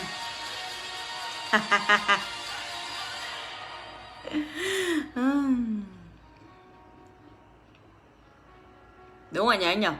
Mình phải chứng minh cho người khác là cái mẫu tàu của mình là ok, là đi được, đúng không? Đấy, mình phải chứng minh chứ. Anh sống về đêm là sẽ ký kết ít nhất 3 dự án mục tiêu đô thị và vận tải hàng hóa. Ở đâu anh? Ở Việt Nam đúng không? Ở Việt Nam hay trên thế giới thì rất nhiều rồi, thoải mái anh chị em, nhiều lắm.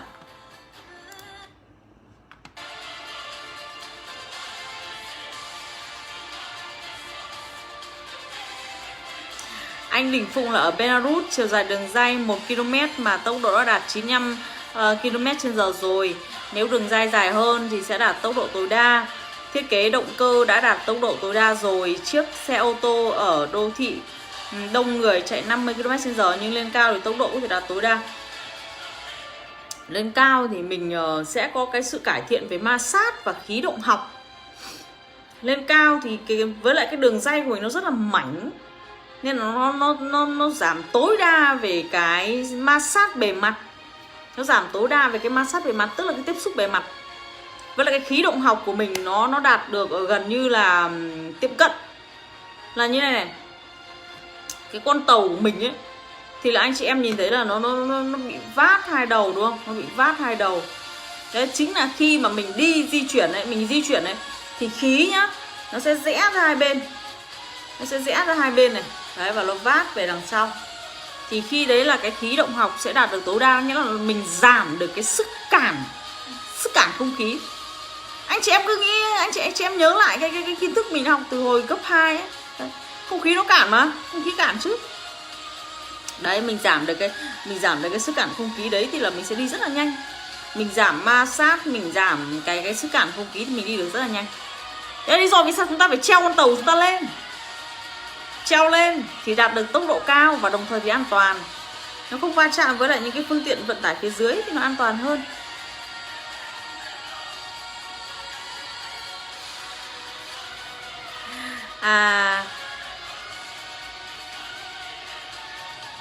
Anh Đình Phụng là em cho video livestream mà có những hệ sinh thái của công ty Skyway. Có những hệ sinh thái của Skyway hả? Em không nhớ cái livestream đó luôn.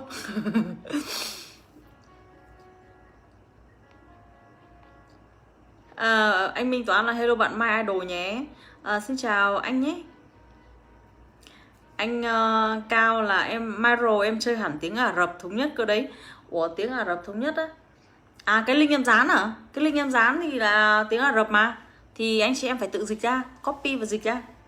Bởi vì là thời gian có hạn nên là em cũng chưa kịp dịch cho anh chị em.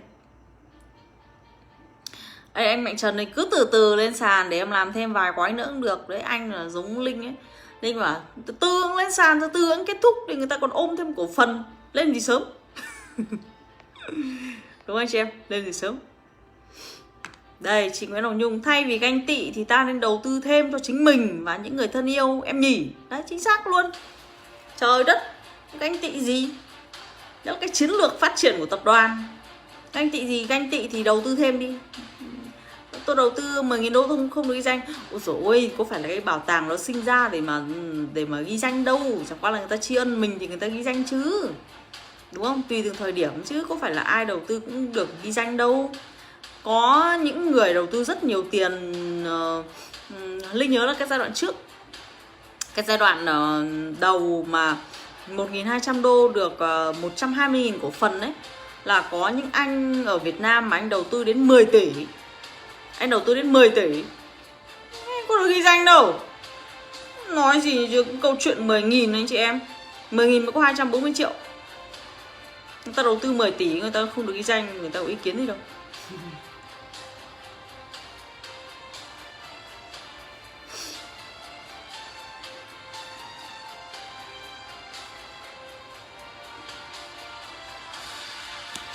Ganh làm gì em? Ganh không ganh làm gì thế sao anh lại thắc mắc về cái vấn đề là đầu tư 10.000 không được ghi danh, mà đầu tư ít thì được ghi danh. Trời đất. Mình thích ghi danh thì mình ghi thôi.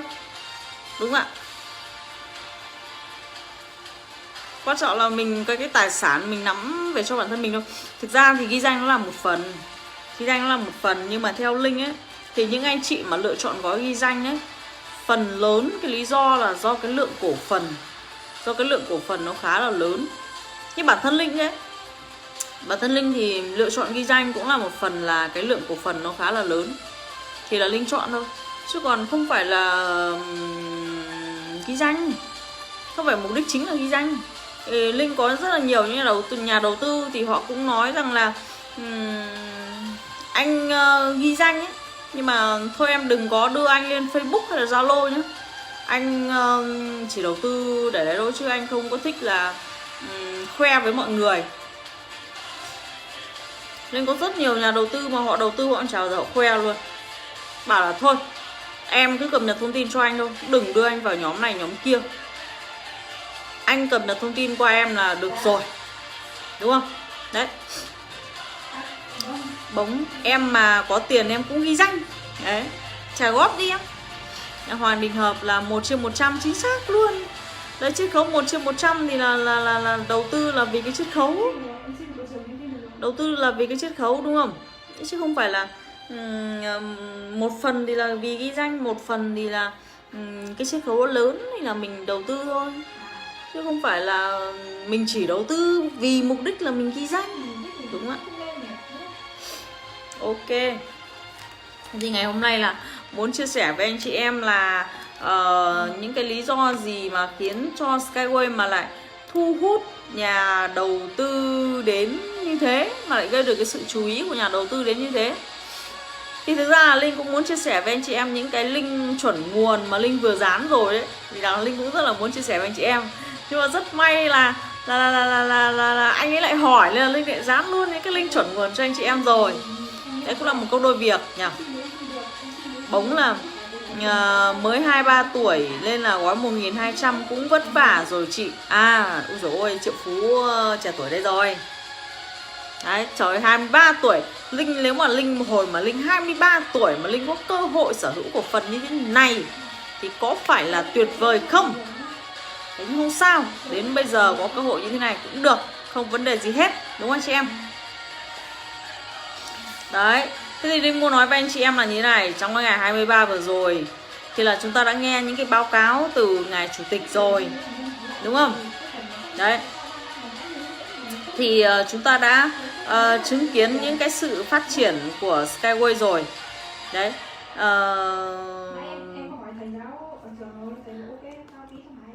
cả thế giới thì hiện nay là đang hướng về Skyway giống như là một cái vị cứu tinh cho cái ngành giao thông vận tải.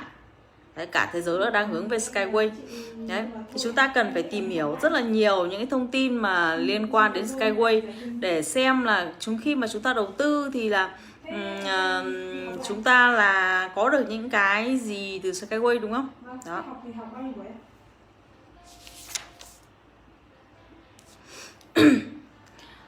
Anh chị em có thấy là những nhà đầu tư Skyway thì là họ lúc nào họ cũng rất là tươi cười không? Rất là tươi tỉnh không? Đấy. Ví dụ như là Linh chẳng hạn, đúng không? Ví dụ như Linh chẳng hạn. anh Đinh Công Văn là bây giờ mới comment là Skyway đang thương mại trên quy mô toàn cầu rồi mọi người ơi. Chính xác luôn, mọi người đã comment từ nãy rồi anh ạ. Mọi người đã khẳng định là Skyway là đang thương mại hóa trên quy mô toàn cầu rồi. Đây. Bây giờ còn chưa thương mại hóa gì nữa, đúng không anh chị em? Thương mại hóa lâu rồi, từ 30 tháng 4 năm 2019 rồi. Đấy, những người đầu tư Skyway thì là lúc nào cũng rất là rạng rỡ luôn. Đấy. Và bản thân các anh chị, ví dụ như là các anh chị ngồi, các anh chị nghe Linh nói này, các anh chị nhìn thẳng vào mắt Linh này,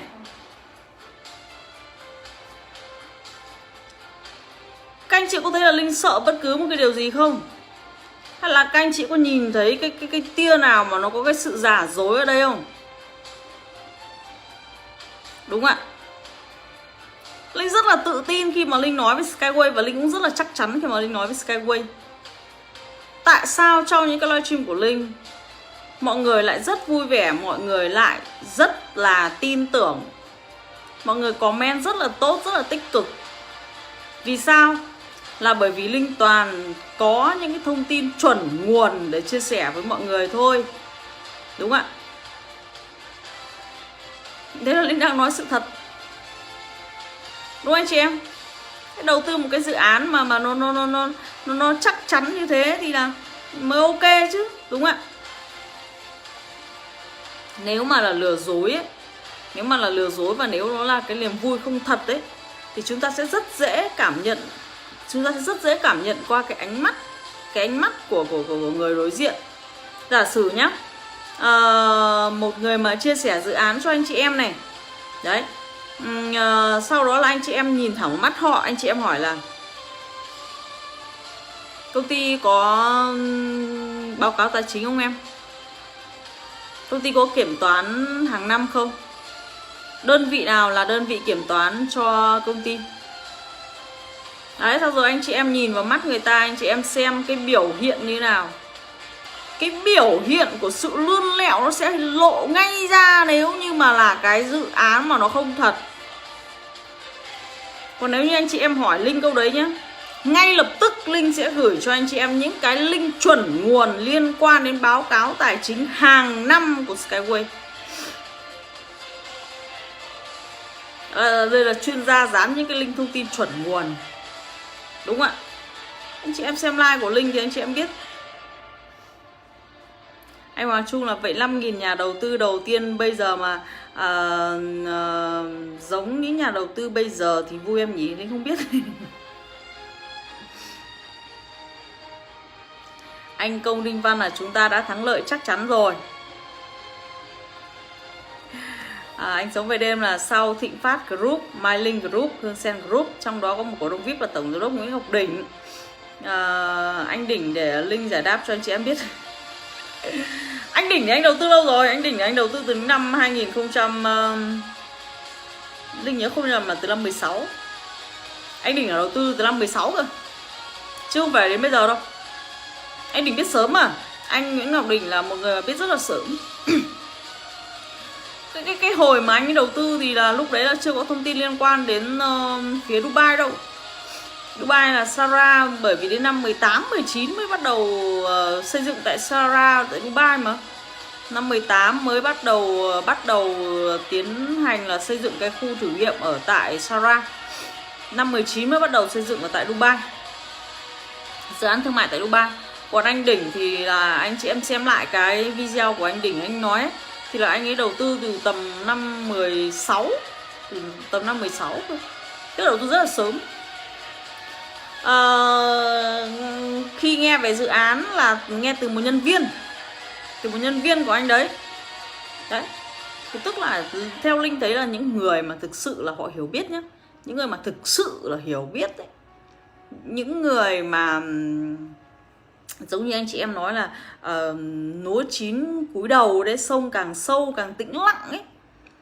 Thế thì là họ rất là điềm tĩnh, và họ rất là kiểu như là trân trọng và cởi mở ấy, rất là trân trọng và cởi mở. Họ bình tĩnh, họ lắng nghe vào cái dự án. Thế sau đó thì anh ấy có gặp anh Vũ Việt Khoa, và anh Vũ Việt Khoa thì là chia sẻ về cái dự án Skyway với anh đấy. Đấy. Và ngay sau đó thì anh ấy đầu tư 5.000 đô. Và trong 7 ngày tiếp theo thì anh đầu tư tiếp 5.000 đô. Và trong cái tháng đấy thì anh cũng đầu tư luôn cho con gái anh đấy là một gói 50.000 đô. Và tiếp sau đấy thì liên tục là đầu tư thêm cho những người anh em là mỗi người 10.000 đô.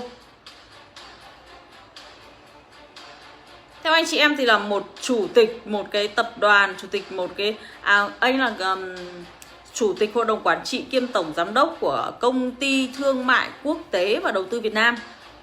Đấy, thì theo anh chị em thì người ta có kinh nghiệm không? Người ta có cái sự hiểu biết không? Anh lại đi đến 100 quốc gia trên toàn thế giới rồi. Thì cái sự hiểu biết của anh đấy như thế nào? Và anh ấy quyết định đầu tư thì là cái quyết định đầu tư đúng hay sai? Đấy. Thì Linh đã nói cái câu chuyện với anh chị em là như này này. Để mà gây được sự chú ý với các nhà đầu tư ấy, những nhà đầu tư chuyên nghiệp ấy, những nhà đầu tư lão luyện ấy, về thể hiện bằng kết quả anh chị em ạ. Muốn mà để người khác phục ấy thì phải nói chuyện bằng kết quả. Muốn để người khác phục thì phải nói chuyện bằng kết quả. Ông Skyway gây được sự chú ý với các nhà đầu tư là vì sao? Là vì trong suốt những cái năm gọi vốn vừa qua thì là ông ấy đã chứng minh được cho những nhà đầu tư thấy là ông ấy sử dụng đồng vốn của các nhà đầu tư một cách vô cùng hiệu quả. Đấy là lý do vì sao mà thu hút được nhiều nhà đầu tư đến như thế. Đấy là lý do vì sao trong suốt 6 năm trời gọi vốn, các nhà đầu tư chưa có bất cứ một đồng cổ tức nào, mà lại càng ngày càng nhiều người đầu tư vào Skyway. Càng ngày càng nhiều người muốn nắm giữ cổ phần của Skyway. Tự thân công nghệ Skyway đã nói lên được cái vị thế của nó ở trên thương trường. Và tự thân tập đoàn Skyway cùng những cái điều mà tập đoàn Skyway làm được là những cái bằng chứng mà rất là lớn để thuyết phục các nhà đầu tư. Bởi vì câu chuyện đầu tư mà đầu tư một vài chục triệu thì không nói làm gì. Thế nhưng mà đầu tư đã lên đến tiền tỷ đấy, vài chục tỷ đấy, nó không phải là chuyện đùa. Nó không phải là chuyện đùa, đúng không anh chị em? Ông phải chứng minh được bằng kết quả. Kết quả là như nào ạ? Kết quả là bây giờ chúng ta đang được phía Dubai đánh giá rất là cao này, Dubai ký hợp đồng này, phía Sara này, UAE này đánh giá rất là cao này, liên tục là nói về công nghệ Skyway, là liên tục là xây dựng cái công nghệ Skyway này. Các quốc gia trên toàn thế giới. Rồi là chúng ta có đến 2 khu thử nghiệm, đúng không ạ? Những mẫu tàu được cấp phép thương mại hóa. Đấy. Nếu sắp tới là anh chị em cũng sớm nhìn thấy Skyway ở Việt Nam thôi. Thế thì theo anh chị em thì là nếu mà không như thế thì làm sao mà có được cái sự quan tâm của các nhà đầu tư? Tại làm sao mà người ta lại đầu tư vào Skyway nhiều đến như thế? Đúng không anh chị em? Anh Công Đinh Văn là trồng cây đã đến ngày hái quả. Hái quả đến nơi rồi. Anh Hoàng Trung là thôi chất vấn bạn Linh vui thế thôi. Chúc nhà đầu tư Skyway vui vẻ và đợi ngày bùng nổ hái quả ngọt của dự án. Anh ơi, cái livestream của Linh không phải là một nơi để vào đây để chơi đùa. Không phải là vào đây để thách thức Linh hay là để chất vấn theo cái kiểu như thế. Ở đây ấy, Linh đã nói rồi, Linh rất là trung thực, nên Linh chỉ thích nói chuyện với những người trung thực thôi. Còn nếu mà ngay từ đầu đã không trung thực ấy thì Linh cũng sẽ không dành cho anh cái sự tôn trọng nhất định đâu. Bởi vì chúng ta không liên quan với nhau về kinh tế. Chúng ta không liên quan với nhau về kinh tế. Và Linh thì thích làm việc với những người mà thứ nhất là trung thực, thứ hai là tôi tôn trọng bạn, bạn tôn trọng tôi. Bất cứ ai cũng như thế. Linh thì không phân biệt là anh có nhiều cổ phần hay anh có ít cổ phần. Kể cả anh có vài chục triệu cổ phần nhưng anh không tôn trọng Linh, Linh cũng chả tôn trọng anh. Vấn đề nằm ở chỗ đấy. Nên nói chuyện với Linh không phải là câu chuyện mà dùng tiền có thể nói chuyện được. Vào đây chất vấn vui là tốn thời gian. Mà rất là cảm ơn anh, bởi vì nhờ có những câu hỏi của anh mà tất cả mọi người có được những cái sự nhìn nhận thấu đáo hơn về tập đoàn Skyway. Vâng, cảm ơn anh. Rất cảm ơn anh vì những câu hỏi của anh.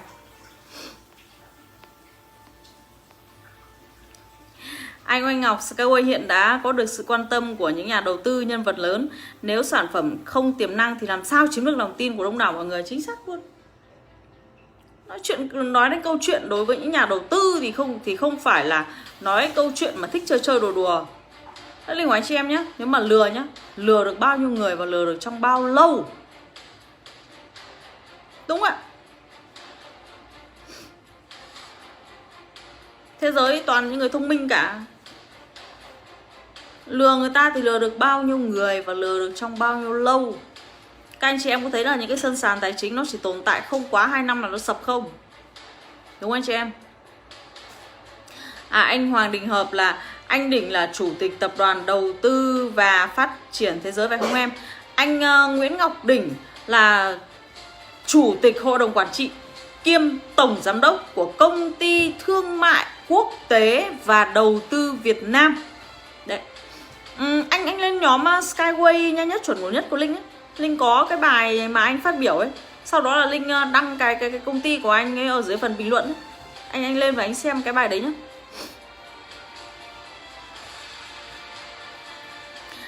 Anh sống về đêm mà đúng rồi bạn, thời đó rủi ro cao mà người ta bỏ ra 5.000, 50.000, còn giờ thì sự rủi ro giảm dần. Anh chị em suy nghĩ kỹ, chớp lấy cơ hội chiết khấu 1/40, 1/80. Người xưa có câu 100 năm có một, đầu tư với khả năng của mình. Quan trọng là cái lượng tài sản của mình. Cổ phần nó là tài sản mà. Cổ phần nó là tài sản nên là anh chị em cứ tích càng nhiều cái tài sản thì càng tốt.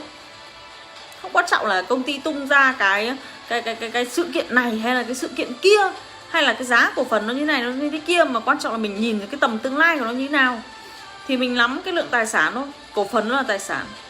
Đấy, sau là nó lên sàn nó còn lên xuống chứ không phải nó cứ một mạch nó lên đâu. Nên anh chị em đừng có kỳ vọng là một mạch nó lên. Nhiều anh chị em thì cứ bảo là sao giá cổ phần càng ngày càng giảm thế em, mà không chịu nhìn nhận vào là cái sự phát triển của công ty hiện nay là đang như thế nào, cái tình hình thực tế kinh tế thế giới là đang như thế nào, và tại sao mà lại có những cái gói kích cầu như thế. Nên chúng ta phải có cái sự nhìn nhận đa diện nhiều chiều. Ví dụ như chúng ta nắm cổ phần sau này, oh my god, sau một đêm mà cái giá cổ phiếu nó rớt xuống chạm đáy ấy, thì anh chị em khóc thét lên à, đúng không anh chị em? Mình đầu tư là cái mình phải nhìn nhận bằng cái tầm nhìn dài hạn, và mình phải có cái sự bản lĩnh. Đấy. Nhìn nhận xem công ty nó thực sự giá trị hay không. Nếu mà nó thực sự giá trị thì nó đương nhiên, và nó có cái sự lãnh đạo tốt ấy, thì đương nhiên là nó sẽ vượt qua hết tất cả những cái sóng gió, rồi là những cái điều đó.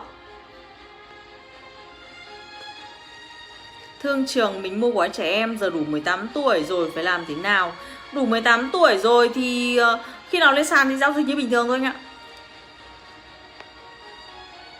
Anh đã xác đủ 18 tuổi rồi là làm chứng minh là làm từ ấy rồi mà. Làm từ năm 16 tuổi mà, đúng không anh? Đến đủ 18 tuổi khi mà công ty lên sàn thì là sẽ được nhận, chưa lên sàn là cũng được nhận cổ tức nhá. Được nhận cổ tức. Với cả là lên sàn thì được bán.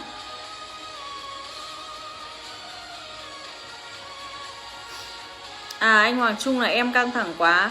Anh hỏi cho nhà đầu tư mới họ hiểu thêm một phần về mình. Nếu hỏi cái gì mà không phải thì đây. Đóng chậm thì em thông cảm nhé. Ở đây ấy, không phải là Linh lên đây để Linh nói chuyện là chơi đùa đùa với anh chị em đâu. Linh không hề chơi đùa đùa đâu. Đối với Linh không có khái niệm đấy. Đây là Linh đang làm việc. Và Linh rất là tôn trọng những người mà đang lắng nghe mình. Và Linh làm việc trên cái nguyên tắc đó là trung thực. Nên một khi ấy, mà anh chị em nào mà không trung thực với Linh ấy, thì Linh rất xin lỗi là Linh sẽ có cái ấn tượng xấu ngay từ đầu. Và Linh cũng sẽ không thích giao tiếp với những người như thế. Bởi vì không ai trả tiền cho Linh cả. Vậy không ai trả tiền cho Linh thì Linh ngồi Linh nói cả. Chẳng qua là Linh có rất nhiều nhà đầu tư, nên là Linh lên đây và Linh thông báo cho những anh chị em nhà đầu tư để anh chị em biết được là cái tập đoàn Skyway thì nó đang phát triển đến cái mức như nào rồi. Thay vì cái việc là ngày nào Linh cũng share thông tin cho rất nhiều người ấy, thì Linh lên livestream và Linh nói cho mọi người, tất cả mọi người cùng nghe luôn. Đồng thời là cho anh chị em cả nước, anh chị em vào, anh chị em cập nhật thông tin. Vì đôi khi là anh chị em cứ thấy cả nước này, cả Việt Nam này có ai mà ngày nào cũng livestream giống như Linh không? Chả có ai. Chả có ai cập nhật thông tin hàng ngày. Ngày nào Linh cũng sẽ nói những thông tin mà thứ nhất nó là cái thông tin mới nhất, và thứ hai là những cái thông tin mà cũng có thể là nó qua rồi. Đấy.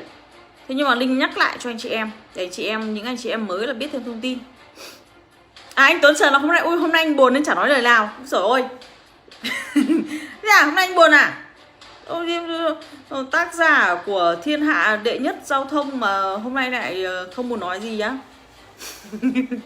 Không sao, rất nhiều anh chị em đang nói rồi anh. Không vấn đề gì. Đấy, thế là Linh muốn nhắc lại với anh chị em là muốn để cho người khác phục ấy, thì mình phải nói chuyện bằng kết quả. Và ông Skyway chính là một cái ông mà nói chuyện với các nhà đầu tư bằng kết quả, không nhiều lời. Họ làm được nhiều hơn những gì họ nói. Và đấy là lý do vì sao mà những nhà đầu tư liên tục tài trợ vốn cho tập đoàn Skyway. Còn ông cứ nói được mà ông không làm được thì là ông không thu hút được nhiều vốn đâu. Anh Oanh Ngọc là Skyway nó khác cáp treo mọi người ơi. Nhiều người vẫn hay bảo Skyway là cáp treo. Nó là đường ray mà. Nó là bánh xe thép chạy trên đường ray thép đó, không phải cáp treo đâu. Nhìn cái con tàu nó đi trên cái đường như thế thì nghĩ là nó là treo thôi, nhưng mà không phải cáp treo, nó khác. Chỉ những người đầu tư rồi thì mới hiểu nó không phải là cáp treo. Còn những người mà chưa đầu tư hay bên ngoài phán linh tinh ấy thì bảo là nó là cáp treo, bảo nó là xe điện, nghĩa là bảo theo cái kiểu là không tôn trọng nó đấy. Bảo theo cái kiểu là không tôn trọng nó đấy. Thế rồi đến lúc mà nó xuất hiện trên toàn cầu rồi đấy mà tiếc ngày đó không nắm cổ phần của nó. Đúng không anh chị em? Cảm ơn tất cả anh chị em đã chia sẻ livestream giúp Linh nhé.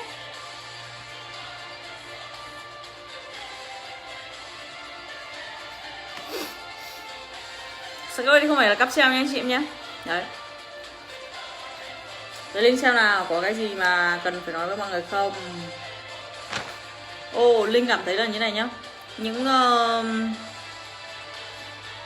người ấy mà thực sự là họ hiểu biết và nắm bắt thông tin, đồng thời là có tầm nhìn ấy, thì họ rất là trân trọng cơ hội, mặc dù là cơ hội được chia sẻ bởi những người rất là bình thường.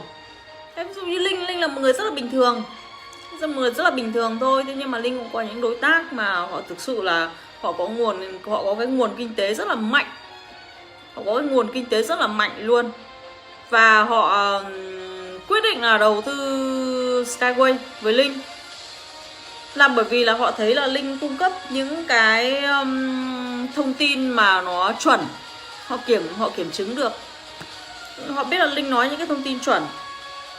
Đấy, và họ đánh giá là cái công nghệ Skyway là một công nghệ mà sẽ phát triển trong tương lai, và đây là cơ hội kiếm tiền của họ, thì là họ đầu tư. Đấy. Và nói chuyện với họ rất là nhàn, luôn. Đấy, và Linh rất là thích nói chuyện với những anh chị em mà nghiêm túc.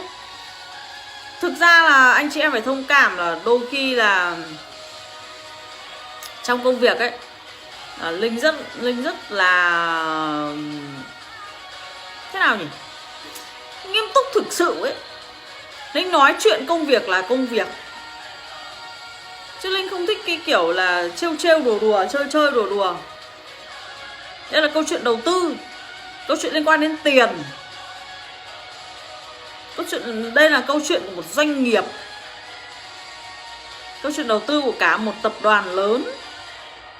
Nó không phải là cái dăm ba câu chuyện mà của hội con gái nó hay tám chuyện linh tinh. Linh thì không có cái chuyện là linh tinh. Công việc là công việc, đầu tư là đầu tư. Đây là tiền. Chơi ra chơi, đùa ra đùa. Làm ăn kinh tế ra làm ăn kinh tế. Anh chị em thông cảm. Những người mà thực sự ngay từ lúc ban đầu mà đã không thành thật ấy, thì Linh không tôn trọng đâu. Kể cả là trong tay cô nắm vài chục triệu cổ phần hay là vài chục tỷ chăng nữa ấy, Linh không tôn trọng đâu. Nhưng mà có những người nhá, có những người mà chỉ có đầu tư 50 đô một tháng thôi, nhưng mà nếu mà họ dành cái sự tôn trọng cho mình cũng rất là tôn trọng họ và mình rất là nhiệt tình với họ. Đấy, chứ không phải là anh cứ đầu tư nhiều là anh thích trêu đùa như nào cũng được đâu, không phải. Đúng không anh chị em? Cái câu chuyện đầu tư nó khác hoàn toàn. Câu chuyện liên quan đến công việc nó khác hoàn toàn. Đấy. Có thể là đôi khi thì Linh nói chuyện với anh chị em thì Linh hay trêu đùa, không phải là trêu đùa mà Linh hơi hài một tí ấy. Hơi hài một tí. Thì là bởi vì là Linh cũng muốn là anh chị em vui vẻ. Linh cũng muốn là anh chị em vui vẻ. Nhưng những cái thông tin mà Linh nói với anh chị em ấy thì là những thông tin nghiêm túc, những thông tin chuẩn nguồn, nghiêm túc. Không phải là câu chuyện nói những cái thông tin đầu tư mà theo kiểu là trêu đùa được. Đấy, ví dụ như là cung cấp thông tin bảo với người ta là Dubai hôm nay ấy là đã khánh thành con đường mà dài 50 km rồi. Đấy, xong nói như đúng rồi. Xong cuối cùng đến cuối livestream thì kết luận một câu là không phải đâu, thực tế là Linh nói trêu anh chị đấy, Linh nói đùa anh chị đấy. Anh chị cảm thấy như nào? Lần sau anh chị còn muốn nghe nữa không? Không. Đúng ạ. Thế là khi mà chúng ta nói chuyện về cái câu chuyện đầu tư, câu chuyện liên quan đến Skyway thì chúng ta hãy đúng như anh Đinh Công Văn nói là chúng ta nên đặc biệt nghiêm túc. Đó là câu chuyện đầu tư, câu chuyện là làm ăn với những nhà đầu tư. Đây là câu chuyện liên quan đến tiền, liên quan đến tiền thật. Không thể nào mà đùa được, đúng không chị em? Ok. Ngày hôm nay thì cũng gần như là nói được hết những cái điều muốn nói với anh chị em rồi. Thế thì chúng ta sẽ quay trở lại vào buổi tối ngày mai. Mai thứ mấy nhỉ? Mai sẽ là thứ 3. Chúng ta sẽ quay trở lại vào buổi tối ngày mai cùng những thông tin được cập nhật nhanh nhất, mới nhất liên quan đến tiến trình phát triển của Skyway. Cảm ơn tất cả các anh chị em đã tham gia livestream của Linh. Và sự có mặt của anh chị em là niềm vui và niềm hạnh phúc cho Linh. Linh sẽ cố gắng nhiều hơn nữa để nâng cao cái chất lượng livestream của mình lên, nâng cao những cái cung cấp cho anh chị em nhiều thông tin hơn nữa. Rất là cảm ơn tất cả anh chị em. Chúng ta sẽ gặp lại nhau vào buổi tối ngày mai nhé. Xin chào và hẹn gặp lại.